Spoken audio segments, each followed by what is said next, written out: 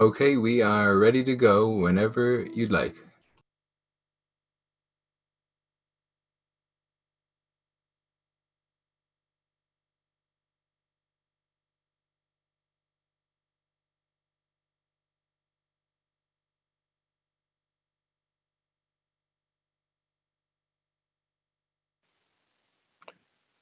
Thanks, Andrew. We're just working with an individual in the waiting room who is listed as your name.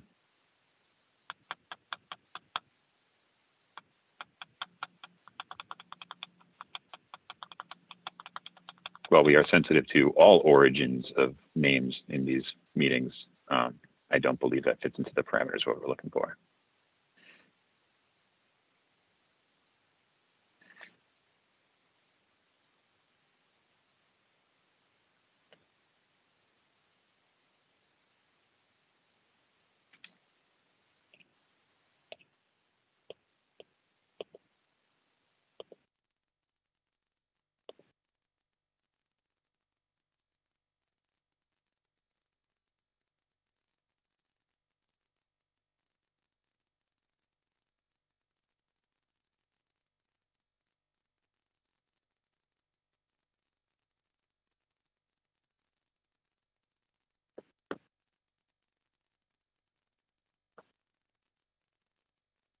All right. Well, we're not hearing back right now, so we'll try to do what we can to get them into the room and get them properly named. We can go ahead and get started, Andrew. Yep, you are all good. Thank you, sir. Good evening. As a preliminary matter, this is Kevin Kalka, Chair of the Norfolk Select Board. Permit me to confirm that all members and persons anticipated on the agenda are present and can hear me. Members, when I call your name, please respond in the affirmative. Anita Mecklenburg? Here. Cece Van Tine? Here. Thank you. Staff, when I call your name, please respond in the affirmative. Blythe Robinson? Here. Judith Lozardi? Here. Thank you very much. This open meeting of the Norfolk Select Board is being conducted remotely, consistent with Governor Baker's executive order of March 12, 2020, due to the state of emergency in the Commonwealth due to the outbreak of the COVID-19 virus. In order to mitigate the transmission of the COVID-19 virus, we have been advised and directed by the Commonwealth to suspend public gatherings. And as such, the governor's order suspends the requirement of the open meeting law to have all meetings in a publicly accessible physical location. Further, all members of public bodies are allowed and encouraged to participate remotely. The order, which you can find posted with the agenda materials for this meeting, allows public bodies to meet entirely remotely, so long as reasonable public access is afforded so that the public can follow along with the deliberations of the meeting. With that, Blythe, would you mind taking us through our agenda this evening? Sure. We have some COVID-19 updates, public comment. The action items include some appointments to various boards and committees. To then the board to consider approval of their goals and objectives for this fiscal year, to consider approval of the deputy police chief's contract, to consider opening a warrant for the special town meeting anticipated to be November 17th, 2020, to consider authorizing the chair to amend a contract for water and sewer chemicals for this current fiscal year, to approve a not a through street sign for Overly Drive, to discuss website postings of board correspondence, any town administrator updates, and we have a number of warrants to be approved and 2 sets of minutes to be approved. Thank you very much, Blythe. With that, we'll go into our first item this evening, which is our COVID-19 updates. Very briefly, I've been pleased as I post to the website each Monday and Thursday the number of COVID cases. Ours have remained steady at 38 for about the last 10 days. Everyone who has recently had been diagnosed with COVID has recovered. So we're holding steady, and we're really hopeful that that stays. And I believe everybody's aware that both of the school districts have made their plans for reopening this fall. Norfolk schools will be a hybrid approach from September 16th, I think. KP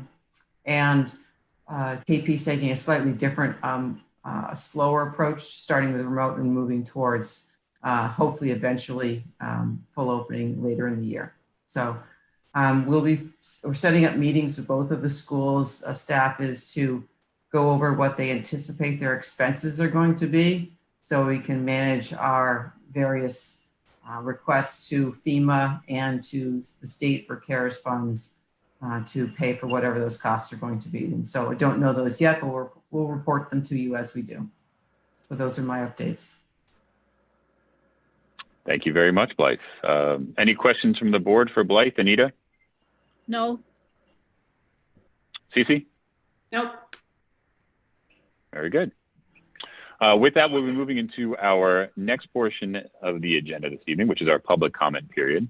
During this point, anybody who is in attendance has the ability to share with the board for items that fall within the purview of the select board or the town administrator. You have about 3 minutes, and unfortunately, we aren't able to dialogue on items that are not directly addressed in our agenda. However, if there is something you'd like to share for a potential follow-up at a later date, you are welcome to do so. With that, anybody who would like to share during public comment, please use the raise hand function located on the bottom of your screen by clicking the participants icon and then clicking raise hand. I do see that we have one hand raised, so Jen Wynn, go right ahead. Hi, can you hear me, everybody? Great. We can hear you. If you can just say your name and address, that'd be great. Of course. Yes, Jennifer Wynn, Hemlock Lane. I'm speaking tonight about the agenda item regarding the posting of select board correspondence to a website. I'm trying to pull up, I had something written and it is, there it is. I'm speaking tonight in support of agenda item number 9. I believe it is an advisable idea for the town to be fully transparent with correspondence related to town matters, not only in regard to the select board, but to all town departments. Transparency of ideas and comments regarding town workings should be posted for all residents to be informed of, especially ideas or comments that may be of benefit for future town discussions and or votes. In addition, while I recognize a form of this transparency already exists through the use of Freedom of Information Act requests, I strongly believe the preemptive move to post said correspondence would be a cost-saving benefit. It is my understanding, and correct me if I'm wrong, that several paid town employees spend hours, sometimes per day, on locating such emails for FOIA requests from only a handful of residents, thus, in my opinion, wasting very valuable taxpayer dollars. If the emails were uploaded on the town's website, this would eliminate paid time by town employees researching months, even years of emails for these requests. And they could be used for obviously other more important, more reasons. In summary, I respectfully urge the select board to vote prudently on agreeing to a website-based town correspondence email system to save taxpayer money as well as ease of perspicuity. Thank you for your time and consideration on this matter. That's it. Was I under 3 minutes? You were. And we'll get more into the ins and outs of what we're going to be discussing with agenda number 9, item number 9 when we get there, but we greatly appreciate your comments. Thank you, Jen. That's my comment. Thank you. Do we have anybody else for public comment this evening? If so, please use the raise hand function. If you're having issues finding the raise hand function, you may wave furiously at your camera. I am seeing neither. And so with that, we'll be moving to our next agenda item this evening, which is to please consider making appointments to various town boards and committees. Blythe, any background for us? A little bit. So not every board was able to meet prior to when we last took up appointments. So there are 2 for the CPC that are in your packet. Both people have been serving and wish to continue. And so we've put together motions for you in the affirmative for Peter Diamond and Cynthia Andrade. And then we have 2 other positions that are important in town at various times that need to be filled. First one is for the tree warden. The former DPW director had been the tree warden, last appointed by the board in 2016. And that one got past us a little bit this year because that job actually never had a job description, so it wasn't included there. and it had not been on a recent appointment list because it hadn't been taken up in 4 years. So we are recommending that the DPW director currently, Blair Crane, be appointed to that. He's taken a fair amount of training in this area, performed this job in other towns, and is quite knowledgeable about it. He actually is dealing with some trees where they're planning to do some paving on Medway Street that are actually in the road that we need to take care of. So I think we're on that. And then secondly, there's a position required in state law called a municipal hearing officer, which is tasked primarily with hearing any appeals of citations by the fire chief for issues that may arise.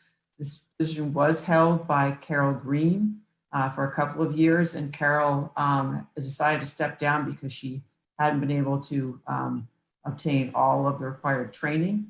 After talking to the chief, he had spoken with Scott Bragdon, who was able to take the initial training through the state last month and is willing to serve in the role if it's needed. I can tell the board that in the past some number of years there have been no hearings, but still required that we have one. And so there is no compensation for either of these positions, but I say we do need to have them in place when and if issues arise. So there's some background in your packet about both of those. Thank you very much, Blythe. Typically with appointments like this, we would identify if there are any appointees joining us in the meeting who would like to say a few words about their interest in their potential role. I believe we saw Mr. Diamond join. Eric, is there anything you'd like to share with the board?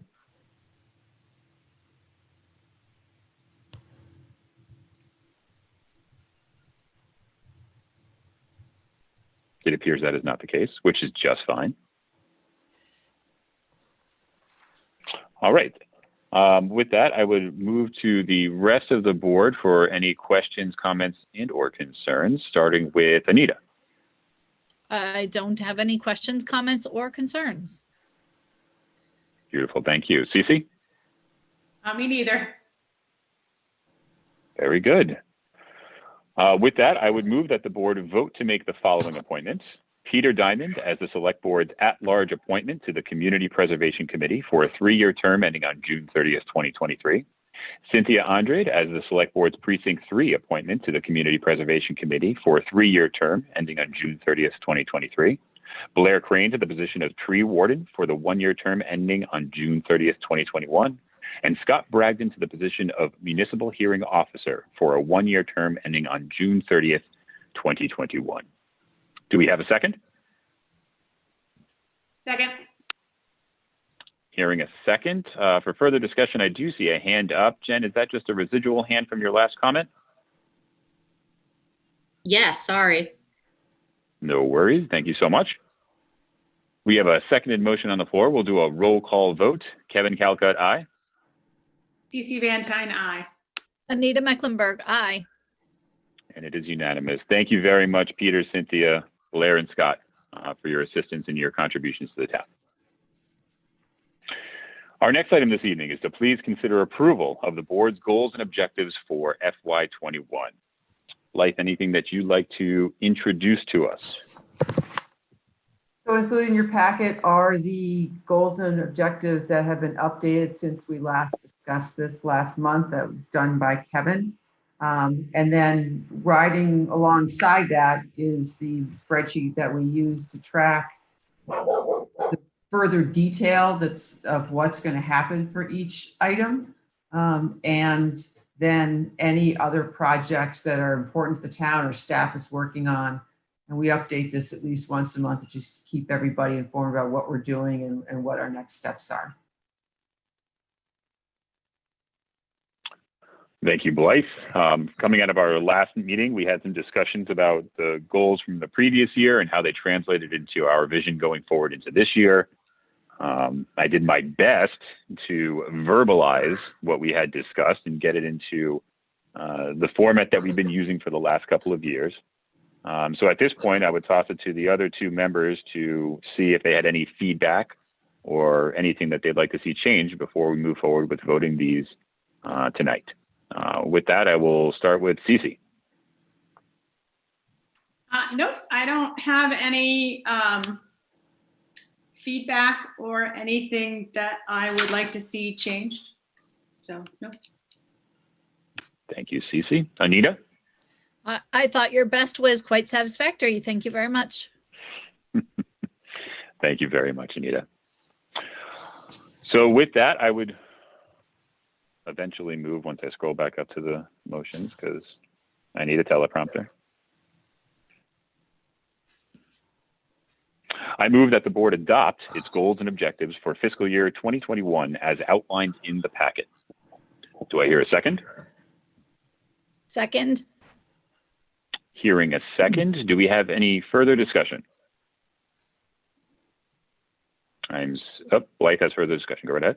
Just wanted to ask that at some point, it'd be helpful to understand which of you would like to be kind of point person on the board's goals so that staff knows who to follow up with and who to organize things with. For instance, training and, listening sessions and then training on diversity. I'm guessing that's something that Anita wants to do, and we would work with her to make sure that whatever we're planning is what is intended. And so just, if I don't need to know tonight, but if you could all get back to me and ones you like to work on or things you're passionate about, that way we can make sure we're tracking everything accurately. Absolutely. Thanks, Blythe. Yeah. Any further discussion on the approval of goals for FY21? I'm seeing none, so we'll do a roll call vote. Kevin Calcutt, aye. CC Van Tine, aye. Anita Mecklenburg, aye. The motion passes unanimously. Thank you very much. Our next item this evening is to please consider approval of the Deputy Police Chief's contract. Go right ahead, Blythe. Thank you. So in your packet, it's a renewal contract for Deputy Police Chief John Carroll. John has been the deputy chief with the town since 2013, and in total, he served the town for a total of 36 years. Forgive me if I don't do the math in my head to know what year he actually started. And so this should have come to you in June. His current contract was for 3 years and it ended in June. But with all of the hullabaloo with election and town meeting changes and so on, it just didn't quite get there. But this contract is proposed to be for 2 years. The reason it's shorter is because John will be reaching the mandatory retirement age and cannot serve longer than 2 more years. And this contract is very similar to the contracts the town has signed with him in the past. The 2 departures from those prior contracts were that John agreed to take a slightly lower cost of living increase in FY21 that just started, and to accept whatever COLA may be available to non-union employees next year, even if it's less than police employees, as part of our overall strategy to balance the budget. We also added some clauses at the end of the contract in the last section about where this contract is valid and its successor language that is typical in contracts like this.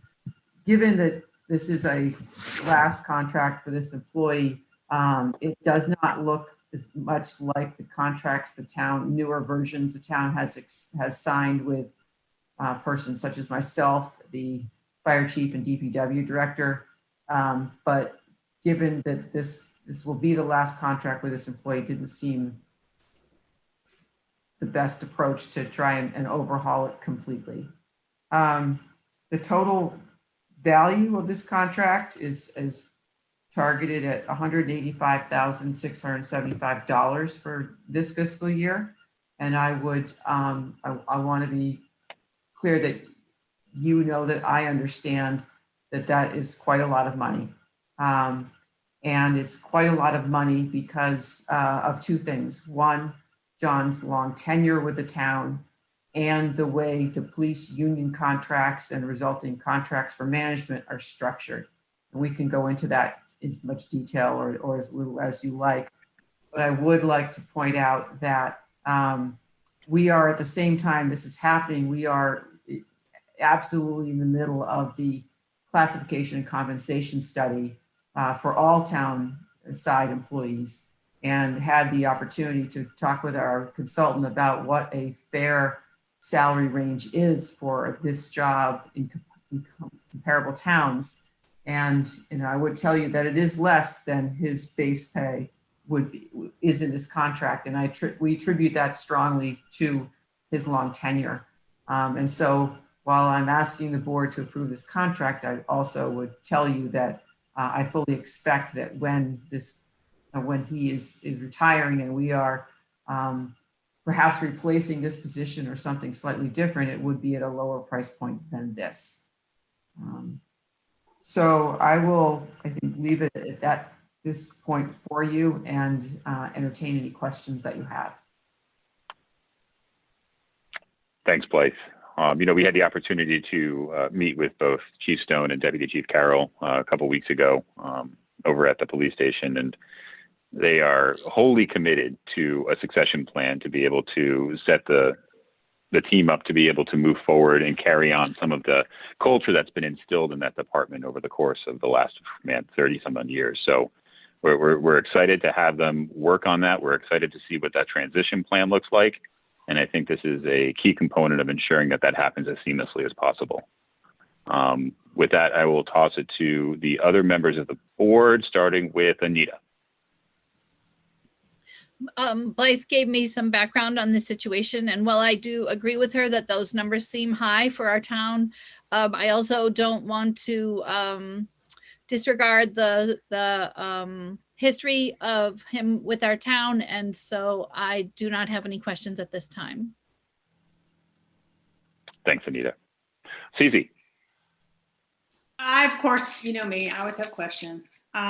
So here are my questions. I'm not a math guy.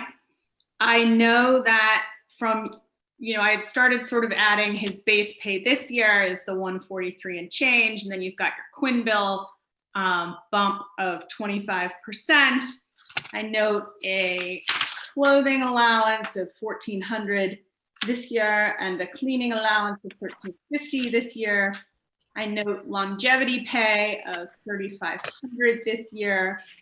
I note, and I'll get to the days off and vacation separately, but when I add all that together, I came pretty close to the number, Blythe, that you put in, and I was pretty excited about that. Your number is much different. That I'm going to go with your number, but it was only by about $25. So somewhere in my cipher, and I came up with a problem.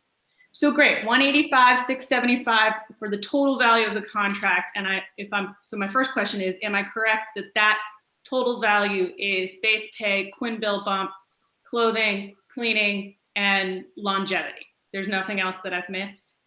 Correct. He's not eligible for overtime in a management role, and he's not eligible to work details.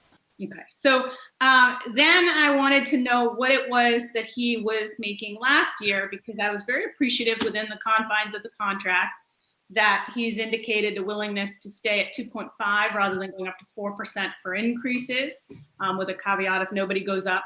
I thought that was great, but I was curious what he went up from 2020 to 2021.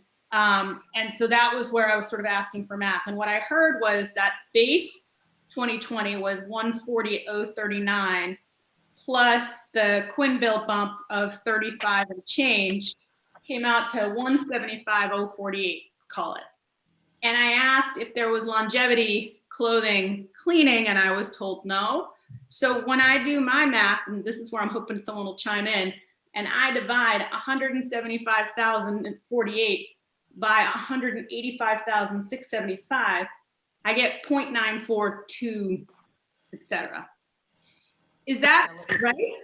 That it no. Let me make one slight jog on that, and that is that he, in FY20, the year is already ended, he received the same increase, COLA increase, as the union did, and that was 3% last year. So to your base of 40, you needed to add 3% and then add the Quinn bill. And he did receive whatever the longevity was at that year and clothing and cleaning. You did. Yes. Okay, so that makes Yes. it different Yep. because if I did it without the longevity, it's a huge jump, but with it, then that stays within the 2 to 3%. And then, so then I don't have any further questions on that, because when I did ask earlier, somebody had indicated he did it. And I thought, well, gee, this is the heck of a year to be asking for an additional 4,000 or 5,000 in perks. That seemed odd. So, and is it standard, is it his contract last year also have a 30 days of vacation, 3 days of personal time, and 11 holidays, so 44 days? Yep. I think the hard part that we will face in the future is that when we will look for people to move out of a union contract position into a management position, it's difficult to achieve maybe a salary that we might feel slightly more comfortable with, because they are giving up. If we ask them not to take the Quinn bill or not to take, some of the other benefits they're received, they actually be making less. I've faced this in other communities.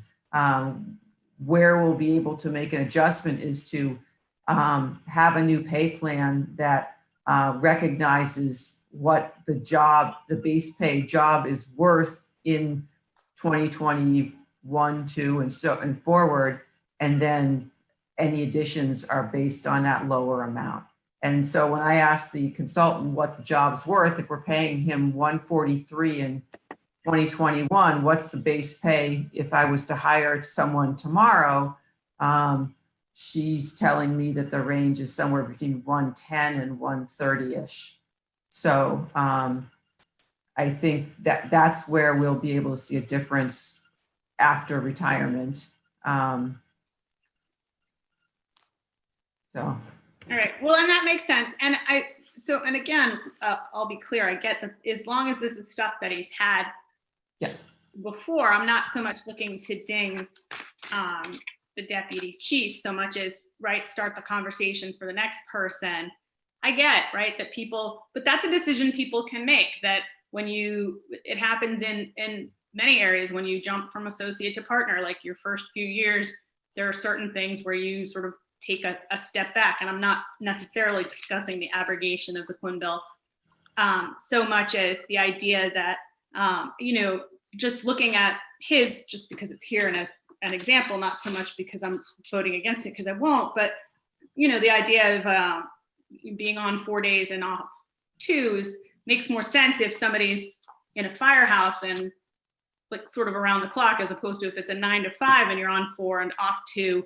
That's a great benefit. And so maybe somebody would look at that coming in, not again, Deputy Chief Carroll, and say, well, I like that. And I'd be willing to take, a little less pay because that affords me more flexibility in other ways. And just in terms of the sheer volume of time off, et cetera. And again, I'm mindful of the fact that in this instance, that's because of his longevity.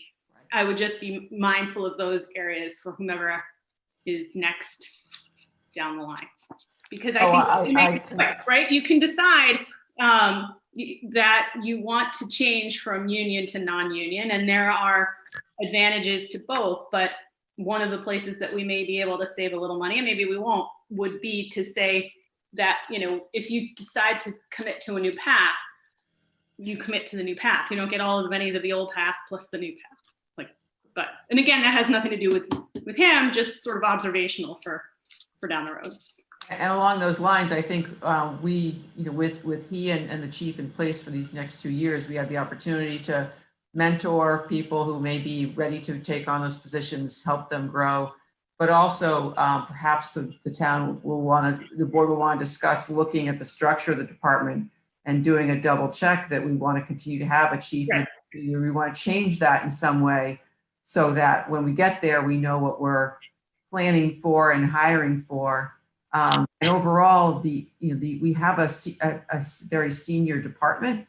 And, as we saw in the budget this year, 3 retirements meant we were able to lower the budget. Mm-hmm.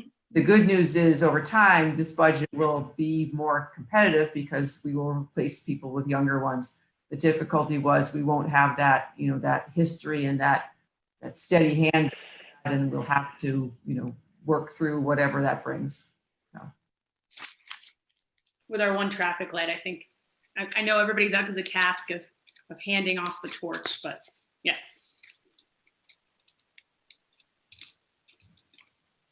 That was it. Very good. If we don't have any other questions or comments, I will open it up for anybody who is in attendance this evening. Any questions or comments from our attendees? If so, please use the raise hand function. I am seeing none. So with that, I would move that the board ratify a contract with John Carroll as Deputy Police Chief effective July 1st, 2020. Do I hear a second? Second. Hearing a second. Any further discussion? Hearing none, we'll take a roll call vote. Kevin Calcutt, aye. Casey Van Tine, aye. Anita Mecklenburg, aye. The vote is unanimous. Thank you very much. Our next item this evening is to please consider opening a warrant for a special town meeting on November 17th, 2020. Go right ahead, Blythe. Well, it seems like we just wrapped one. It's too soon to start planning, but it is. And so in your packet is a calendar of dates to get us to November 17th. That would be the same Tuesday night as in the week that we held the town meeting in 2019. And so we would open the warrant for a 3-week period and then close it and proceed to put the warrant together, have the required meetings for the advisory and so on, and hold it on that Tuesday night. The state law legislature made changes to the rules for town meetings early on in the emergency, and so we can hold the meeting this fall either at the high school or the middle school. I've taken the liberty of booking both at the moment, so we have options of what we want to do, and we're going to have to keep our eye on what's going on with the virus and where the state is on budget and those sorts of things to determine whether this November 17th date will be the right one or we'll need to change it in some way. But I think it's important to start helping everybody get ready and start down that path, and asking you to open it tonight because last year we waited till early September and that was pretty tight to get everything done. So this gives everybody 2 more weeks. Very good. Thank you, Blythe. I don't really see a downside to opening the warrant earlier to give us some more leeway in terms of being able to prepare and compile everything we need to. But I will toss it to the rest of the board for any questions or comments associated to the opening of the special town meeting warrant. And we'll start with Cece. No, I don't have any questions or comments. Thank you, Cece. Anita? I do not have any other. Thank you very much, and nor do I. So with that, I would move that the board vote to open a warrant for a special town meeting to be held on November 17th, 2020, and close the warrant for this meeting on September 17th, 2020. Do I hear a second? Second. Hearing a second. Do we have any further discussion?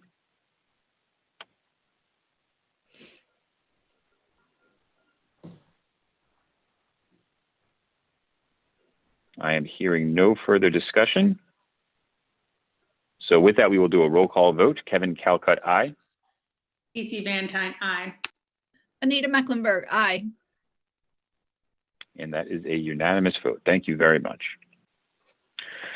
Our next item this evening is to please consider authorizing the chair to amend a contract for Surge Water and Sewer Chemicals to Borden and Remington Company, Fall River for fiscal year 2021. Boy, did I butcher that one, Blythe. Go right ahead. So this is a little bit of housekeeping. When the board was asked to approve this contract in May, it included for the purchase of potassium hydroxide, which we are going to be using in the future for pH control and corrosion in water. But we need to finish a conversion of equipment in order to do that. And staff had alerted the folks at Surge that we also needed sodium hydroxide but that which received a price for it wasn't included in the contract. So we're asking you to give the chair, approve the chair to have the authority to sign the amended contract to include that chemical for the rest of this fiscal year. Thank you, Blythe. Any questions or comments, starting with Anita? I do not have any. Cece?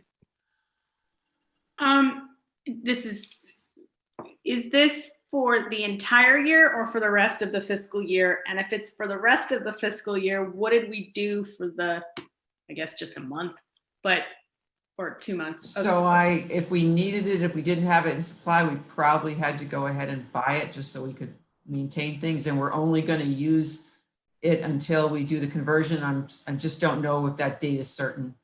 Is it something we can sell back? We need to buy it. We just have the ability to buy it. Okay. So if at the end of the year, we only need 0.0689 gallons, they'll take we don't need to buy the rest.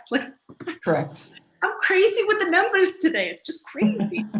So, all right. That was the information that I really needed. Thank you very much.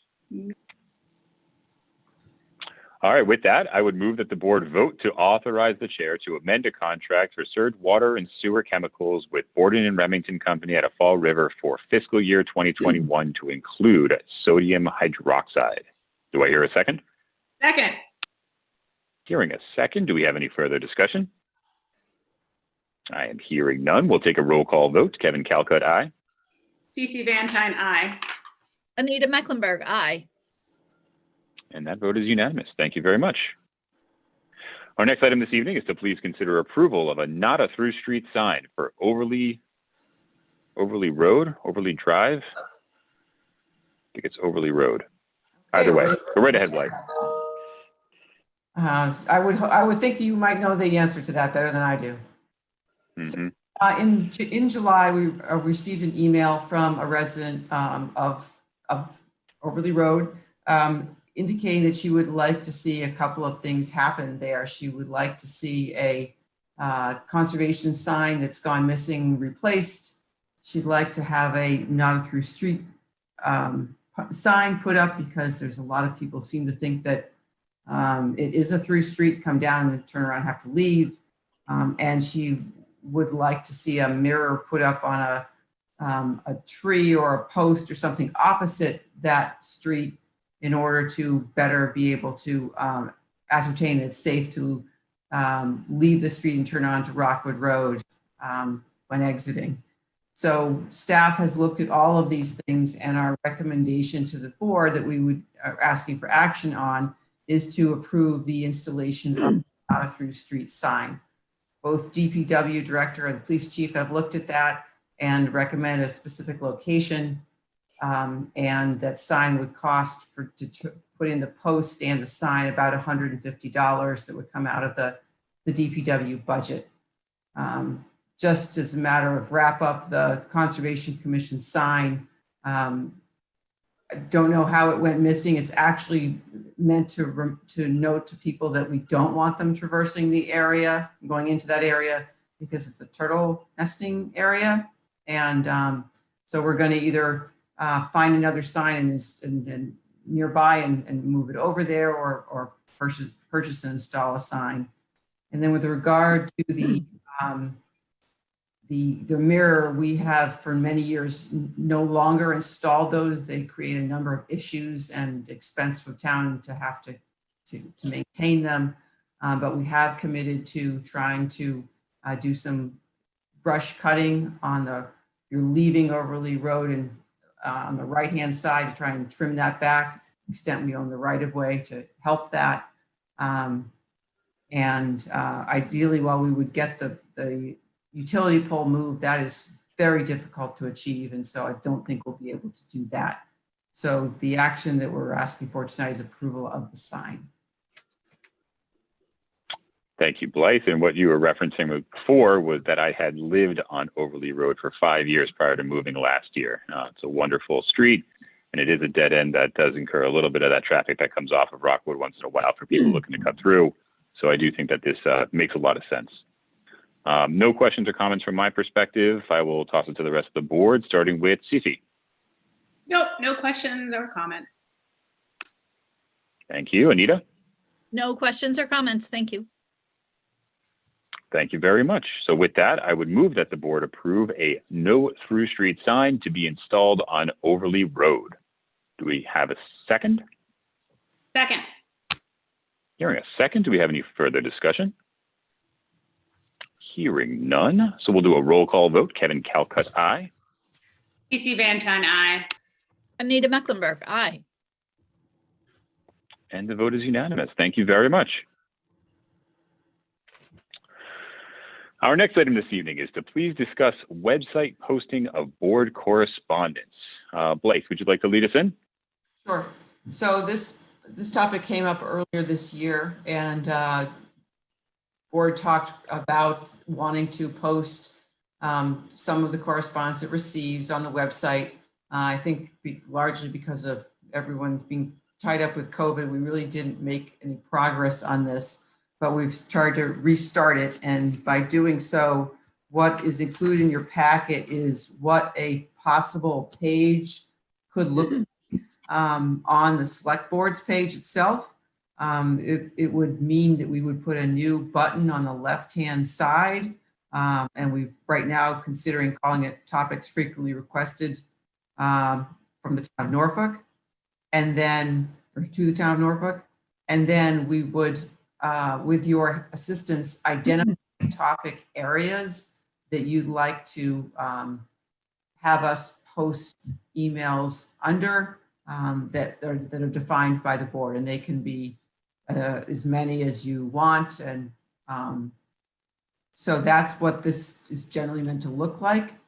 And assuming that strategy is something that you're comfortable with, then the next step would be implementing it. And part of that is understanding how it's going to be determined what emails get posted, getting them to us so that we can make sure that gets done, and making sure we know that how to determine which topic areas they get posted under.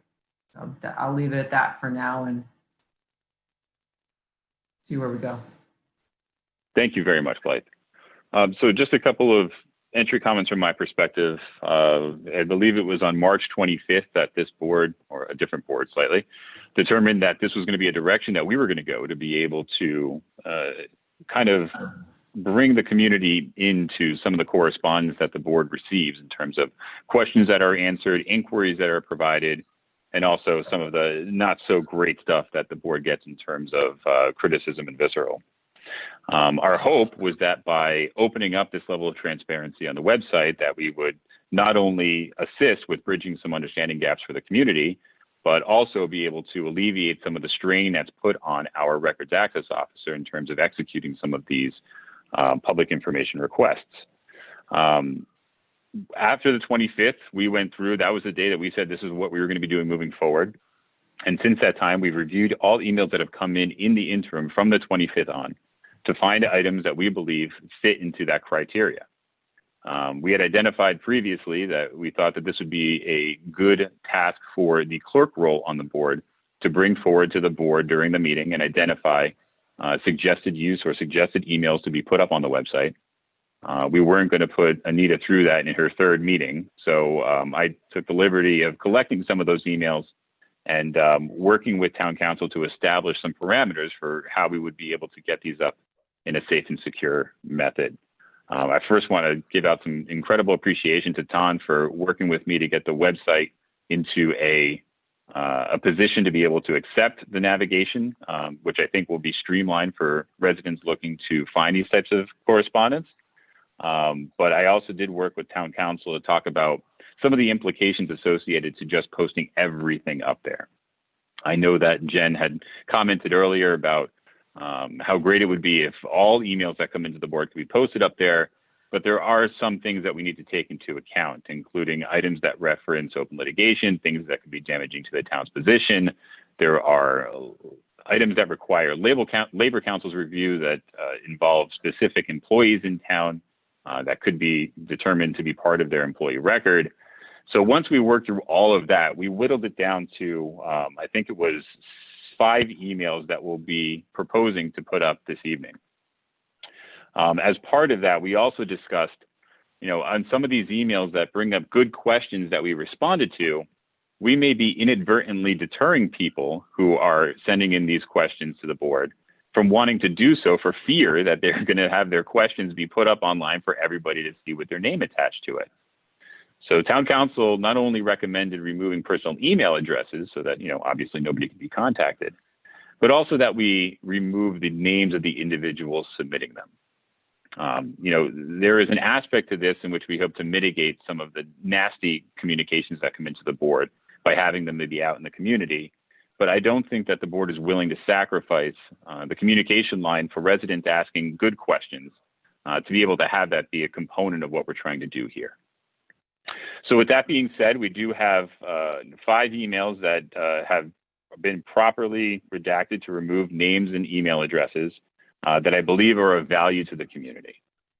They include topics such as the voting hours from our last election, how CARES Act money will be appropriated to the KP school system, ideas for increasing citizen engagement, some criticisms related to the recent travel order, and then a more general list of criticisms related to professional conduct amongst the board.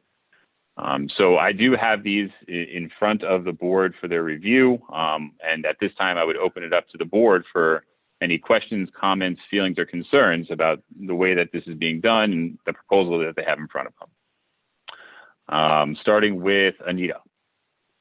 So I like very much the idea of transparency. And so I like the idea of having that be public. And I agree with the points that Jen shared when she spoke earlier. I do have some concerns about them being completely anonymous because people feel entitled when they're anonymous, right? They are more cruel and less thoughtful, I think. So I do have some concerns about that. That being said, I do want to protect people and I don't want to make a decision that would result in less participation rather than more, right? The goal is to have more participation. And so I guess I do have concerns about the anonymity part, but I understand the decisions and I would support it. So from your perspective, Anita, and I've gone back and forth about 42 times on this over the course of today. From your perspective, you would prefer to see names be associated to each posted email, whether it be positive or negative in nature? I would, even if it's just a first name, even if it's a first name up there. And I think that is more honest, for lack of a better, like it doesn't give permission to then be anonymous. I think that if you're going to say something and you want us to respond to it, which we want to do, then I guess a compromise I would say is how about first names or first name and the last initial, something like that. But I agree and understand your point where like if having the letter posted limits people's interest in reaching out to us, then that's a problem, right? Because we definitely want to be a board that listens to the community. Right, absolutely. Thank you. Cece, your thoughts?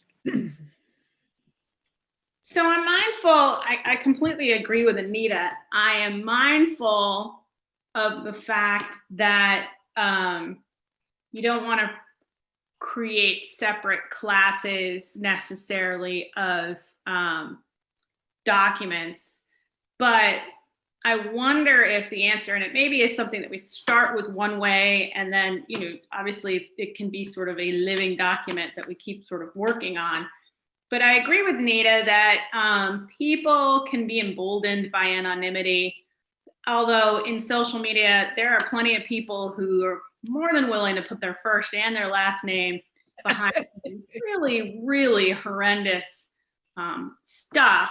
And so I don't know how much anonymity emboldens anymore, right? Like I think when I was younger, it definitely did, but nowadays I think it's the impersonality of being behind the keyboard, either to send an email or to chime in online. I think that is where people are emboldened now.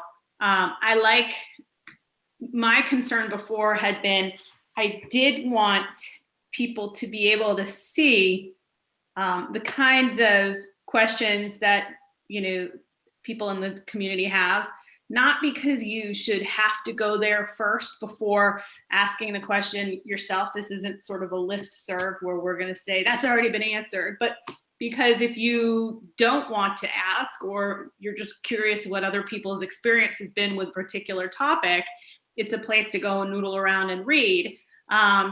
The concern maybe is that people would feel badly that, oh, my name is up there.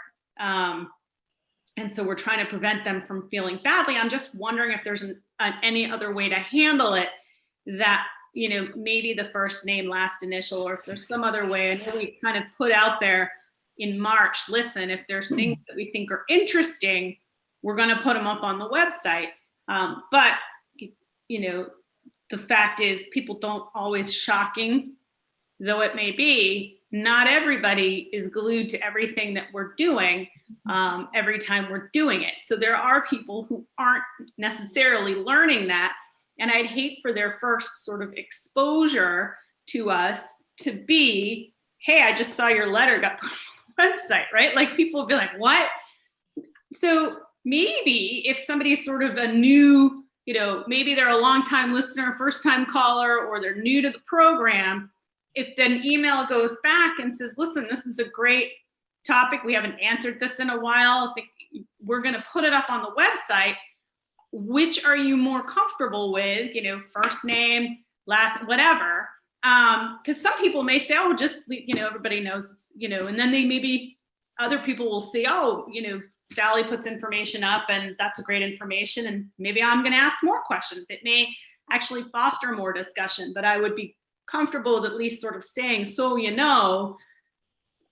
this may go up there. I think as much as I said that I understand that people should be, we should be careful not to create distinct classes. In my mind, I have a distinct class of people who are insulting.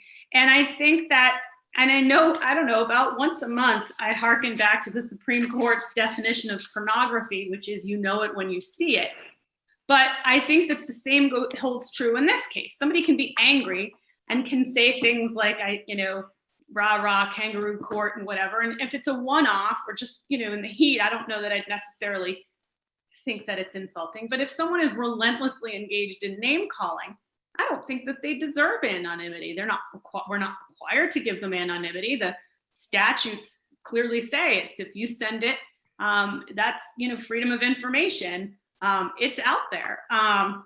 The flip side of that coin is that the kind of pathology that engages in consistent name calling may actually be emboldened by having their name out there. So it could have the inverse effect, right? Like I can't profess to understand the kind of pathology that goes into some of these emails. And so it may be that we think by putting it out there and having people see the kinds of vitriol, is to your point, that gets lobbed at us, that they start to think, well, maybe I should temper it, but I don't believe that's going to happen. So so I'm torn. I don't like the idea of anonymity generally, but I don't like the idea of people feeling that they have been outed for just asking, for being frustrated about a particular thing that the town has done. And so maybe we try it with the first name, last initial, and see how it goes. And once it becomes sort of an established program where people, maybe then we can say, all right, now we're going to start asking if you mind, and removing the box from the last name, or I don't know. I have an imperfect answer to your question, but I think it's an imperfect system. But one that I think will be helpful, because people do ask really interesting questions that we wouldn't ordinarily have a line item in the website for. And this is going to give people an opportunity to know more about what other people are thinking, or how other people have been impacted by a particular rule or a lack of a rule. And I also think it's going to be kind of interesting for people to read the kind of wackadoo nonsense that can sometimes get scuttled over to us as well. So yeah, I'll go with the first name, last initial for now, but my heart of hearts says that, boy, I'd love to have the whole name. But then as I was saying it, I realized that may just be gasoline on the flame, and maybe you're better off with just the first name, right? So for now, people can be like, well, you know, that John Smith, sure, of course there is John Smith, it's not that, you know, Sally Smith sure is a cantankerous so-and-so, right? But now they'll just say that Sally S. I don't know. Well, from my position, I would say that, you know, we're a fairly small community. And if you have a name that is not pretty routine, people will likely know from the dialogue and the tone of your email who is sending it. So I think the choice really is between whether we take town council's advice and omit the naming completely to be able to stay consistent, or that we bring these 5 that we proposed up until this point up with the omissions as they were sent out. And we state that the intention moving forward is that upon receipt of a correspondence, we would reply back and identify that this has potential to be able to find its way to the website for the betterment of the community. At that point, would you be okay with your name being associated to it? And for those that we believe, you know, they are not constructive in nature, I'm trying to find the most politically correct way to dance around this. Those that are nasty in nature, we don't offer that same kind of accommodation just because of the nature of the correspondence. I would be hesitant to do that with the first slate because we had yet to identify that on the 25th of March. And if the intent really is to help mitigate those types of incoming messages, the negative ones, and to reinforce those to send in the more positive ones more often, I think that by solidifying that practice tonight and identifying that's how it's going to work moving forward, we kind of check all those boxes. How does that sound to the board? I like that. I think, yeah, so everybody gets the blanket of anonymity tonight with the understanding that going forward, if we view something as insulting, and the bar is not low, it's the stuff that we're thinking of is stuff that you can spot from pretty far away. If we view it as insulting, we're not even going to bother asking. And quite frankly, I don't know that the people who would send that kind of stuff really care. So, but for the constructive stuff, we'll let people decide whether or not they want their name to it, or if they're more comfortable just having it be completely redacted, or just, you know, maybe for person, you know, to create a personality or a sense of humanity, their first name, so that other people in the town get to see some of the kinds of questions that that people in the community occur to people in the community, or things that impact the people in the community that maybe are across town and you don't realize that somebody is having these kinds of issues in another community, another neighborhood or whatever. Anita, your thoughts? Yeah, so I agree with CC. I like that idea. I like the idea of giving people a heads up about that. I think that, and not for the ones that are that have a super vitreous tone. And so I think that also, though, we need to think about the letters not just as positive or negative, but sometimes they are, oftentimes they're asking for help or an audience or a consideration. So it's emails that are positive or curious, right? Or wanting our assistance. And then the negative ones are the outliers there way in the weeds. Absolutely. And to qualify more of what I was saying, when I designate something as negative, I don't mean that critical emails are all bad. There are very constructive ways to be able to offer constructive criticism to the board that we take into account and use as we move forward. It's more of the manner in which they are communicated that we're identifying there needs to be more transparency and more community exposure to at this point. I agree. It looks like we have 2 hands up. Oh, yes. Yes, I see the hands up, and I think that we will start rolling through our public commentary at this time. I will start with the top of my list with Susan Jacobson. Go right ahead. Hi, Kevin. Well, I'm mindful of the anonymous piece of this, as somebody that I think this board realizes, as somebody that has been a target of many of these emails that are not constructive criticism. They are inappropriate emails.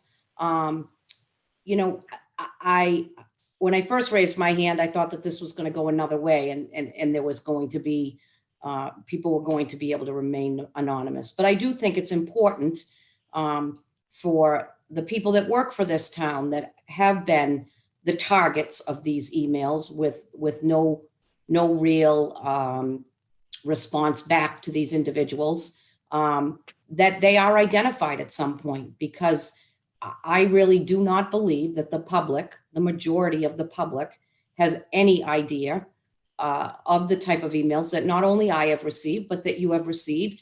I'm sure CC has received, and hopefully Anita hasn't. Well, I guess Anita's been the victim of them as well. Yes, ma'am. I was hopeful, Anita, but then something crept back into my mind. You know, again, we don't want to not be mindful of the resident that says, hey, maybe you could do this way, and it may be more cost productive, or it may be better for the community for you to engage in something other than a way you're currently doing it. Those are very different emails than the emails that many of us have all been the subject to. And quite frankly, CC could be absolutely correct. It could add fuel to the fire. But it's a little bit more difficult to walk around your community and when you now know that people are seeing what you're reading, or maybe a little different if you're, you know, somebody that does something in the community and people are understanding what you're writing and saying. So I'll stop there because the tone of how it's going to go changed from the beginning, but I do think it's important. I think it shows tremendous support for not only the select board and for the town administrator, but also for the employees that work at town hall that have been the targets of these emails for far too long. Thank you. Thank you. Thanks, Sue. Next hand up I see is Jen Wynn. Go right ahead, Jen. Hi, thanks. I'll be quick. I see this as more of a black and white issue, not necessarily a moral issue. If any person can request a Freedom of Information Act and get that same email, my understanding is some information related to personal, let's say litigation, might be redacted, but is the author's name redacted in those cases? And if not, no, it is not. Then I think it should just be fair. I don't think that there should be an arbitrary select board saying, well, I think this person is vitriol, I think this person is not. I think make it even. Whatever somebody can get access to publicly, you are the government, then make it easy. Why spend hours of, and I know employees have quit, for a better word, over hours spent on looking for emails under the Freedom of Information Act. Make it black and white. You send an email, whatever anybody could request under that is what gets posted. And this saves time and money. And again, I just see it as more of a time-saving way to do things. Personally, I don't like when I hear employees that my taxpayer money goes to spending hours looking for months, if not years, of emails for someone who just decides to do it. And yes, I am sensitive to the fact that some emails might be insulting, and I'm sorry for that. And yes, CC's probably right. Like, some people probably don't care. I see it on the Facebook page. We all know who those 10 people are. But I think, again, that's my personal opinion. Whatever someone can get under FOIA should be what's on the website, and that's that. And that's it. Thanks, Jen. And I understand your perspective. I mean, if the core goal here of this initiative was to be able to mitigate all of requests that come through to the records access officer, that would be the logical step to be able to alleviate that strain. However, we need to take into account the majority of correspondence that we get from people who are genuinely inquiring about direction about how they can move forward with their own issues. In some cases, The responses back may potentially be silly in nature and maybe make them feel like their question wasn't a viable one, where, you know, some people aren't exposed to all of the workings of town government and all the departments and services that we offer. So I would be hesitant to automatically put everything up there that would be available through an Information Act request, for fear of discouraging people from doing that moving forward. While all of those correspondence are subject to the Freedom of Information Act, the potential that somebody is going to issue one to be able to find out how CARES Act money would potentially be associated to King Philip is fairly low. And I think that the goal would be to take those that people would more often request and get those out there as much as possible, whatever capacity we can legally, to help mitigate that without negatively impacting people's ability or their willingness to write in with their questions. So I get your perspective, but I just wanted to help bridge the gap on the things that we're trying to weigh and balance from this side. And I guess if you speak to council and they say that's what, you know, making those decisions, I'm all for it. Believe me, I think that there are many criticisms that should be brought to light. Yeah, agreed. Thanks, Jen. Do we have any other questions or comments? Sue, is that a residual hand or a new hand? Residual hand, got it. Thank you. Do we have any other questions or comments? From the board's perspective, we do have 5 correspondence that we had brought forth this evening. I will leave it up to the board if you would like to move forward with having these be put up on the website in the redacted nature that they are, for purposes of 1, putting the first slew on, and 2, testing our technical capabilities and structuring the website. Or if you would prefer that we reach out to the individuals to see if they would prefer a certain aspect of their names to be included before we move forward with posting anything. Manita? I think given that this is the first time we've ever done this, it might be a nice courtesy just to reach out and say, you know, we've changed our policy and this is what we're intending to do. I think that's a nice gesture on our part.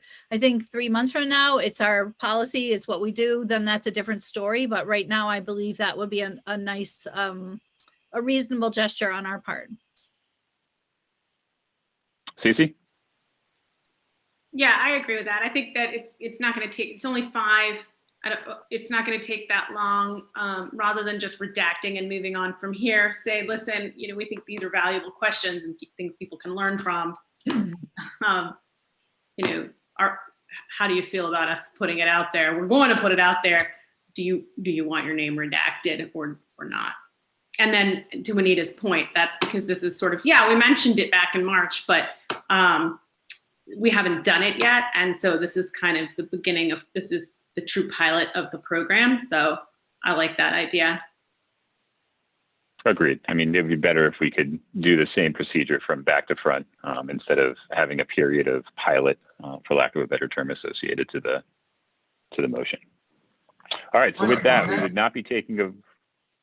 Sorry, go ahead, Blake. Just wanted a suggestion. Perhaps once we get them up there, we could put something on the What's New homepage, on the homepage, so that it gets a little more, people know where to, you know, link to find it, and make them aware that it's started. That automatically gets posted to our Facebook page as well, so it just gets out there. Otherwise, if we post it, we don't tell anybody, unless they happen upon it, they're not going to find it. Yeah, absolutely. Great call out. That was something that I think we had discussed in identifying as part of the What's New. There have been 3 new emails posted associated to general feedback, 2 new emails associated to school operations, and 1 new email associated to select board chair criticism, something to that nature. Sure. I can work with you on that. Thank you. So with that, we will not be taking a vote to put these up this evening. We will be putting this off into our next meeting, and I will reach out to the individuals listed to identify their preference for moving forward with the posting. Thank you very much.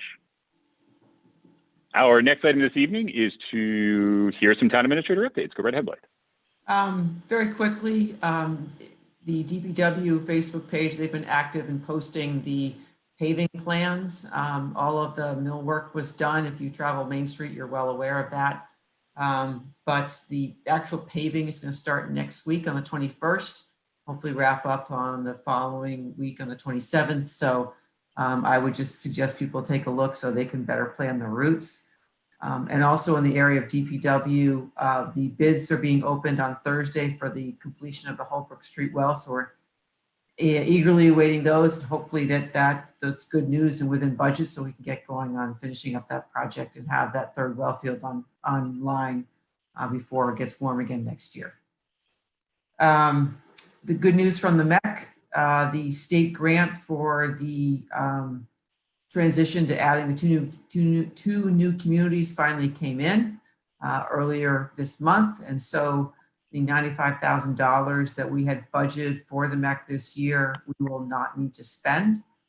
And so we can either reduce our budget at the fall town meeting by that amount or reallocate those funds to some other area if we determine needs to be. But we did have to send a check for the first quarter, and they're sending it back to us. So that's good.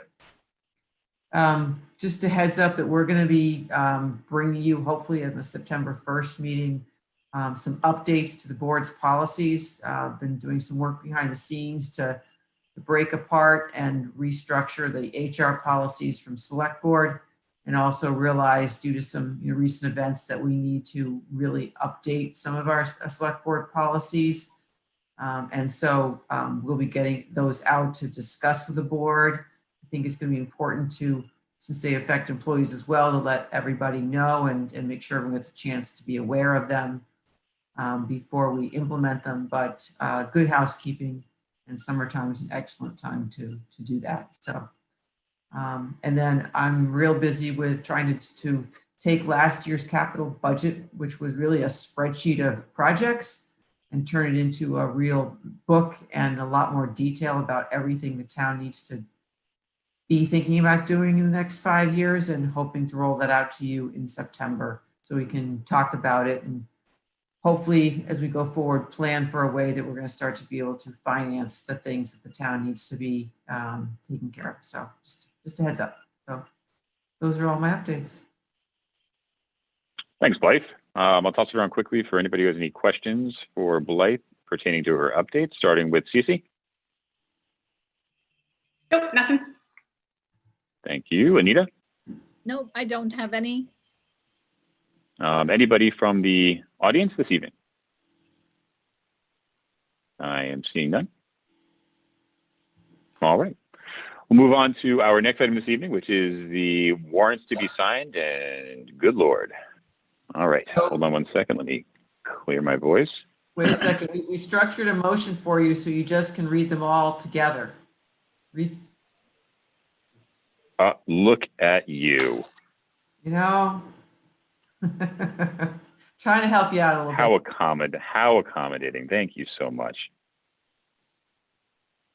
All right, with that, I would move that the board approve 15 warrants for the period of May 12th, 2020 through August 12th, 2020 as printed on the agenda for this meeting. Do we hear a second? Second. Hearing a second, any further discussion? Hearing none, we'll do a roll call vote. Kevin Calcutt, aye. CC Van Tine, aye. Anita Mecklenburg, aye. It is unanimous. Thank you. And our final item this evening is to please consider the approval of minutes. So I will be throwing it over to our clerk. Go right ahead, Anita. And I'm going to need a little hand holding. Do I just read the motion? Mm-hmm. You got it. Start it with I move and then read through. All right. I move that the board approve the regular meeting minutes of July 14th and August 4th, 2020. You hear a second? Second. Any further discussion? Hearing none, we'll do a roll call vote. Kevin Calcutt, aye. CC Van Tine, aye. Anita Mecklenburg, aye.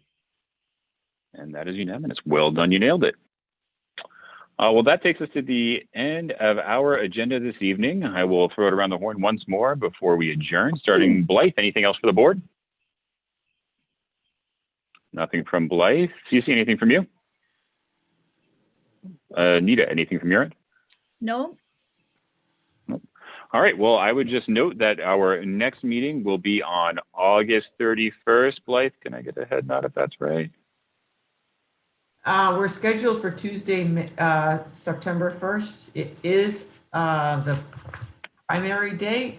The board can have the meeting because we have no public hearings scheduled. But if that's an issue for anybody, then I would recommend we back up to March 1st and not go into the following week. Understood. Well, I'll leave it up to the favor of the board. Anita, your preference, the 31st or on primary day, the 1st? I don't have a preference either way. Cece, from your perspective? I think it's fine. I mean, I understand that it's usually disfavored, but we're not going to be, it's a Zoom call. It's recorded. If people are so desperate to also watch our 7 p.m. town meeting, there's multiple avenues for them to vote and then get back to their computer. So I think it's fine to leave it on the 1st. Very good. So we'll leave it on the 1st. So with that, our next meeting will be on September 1st at 7 p.m. I don't believe we have anything else this evening, so I would move that we adjourn this select board meeting for this evening. Do I hear a second? Second. Hearing a second, further discussion?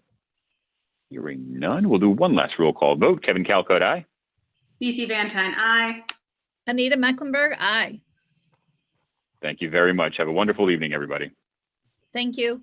Thank you. Night.